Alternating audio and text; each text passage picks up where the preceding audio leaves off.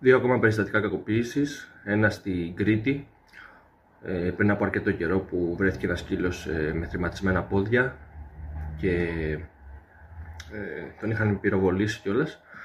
Και ένα ακόμα στην Καρδίτσα, όπου 48χρονος έδεσε ένα σκύλο στο αυτοκίνητό του και τον έσερνε. Τι κάνετε ρε γάμο την Παναγία σας? Μουνόπανα, τι κάνετε? Καμιά καταγγελία δεν σας αξίζει. Καμιά φυλακή. Σας αξίζει το ίδιο ακριβώς πράγμα. Ξύλο, να σας δέσει κάποιο στο αυτοκίνητο και να σας έρνει μαλάκι σαν τον Έκτορα. Τα πράγματα έχουν ξεφύγει, ειδικά στην επαρχία. Και από ό,τι φαίνεται δεν γίνεται τίποτα. Και αυτή η αστυνομία ζώων που υποτίθεται ότι άνοιξε στην Κρήτη, αστυνομία ζώων, ένας σύγχρονος Μπόγιας δηλαδή. Τα πράγματα πάνε από το κακό στο χειρότερο.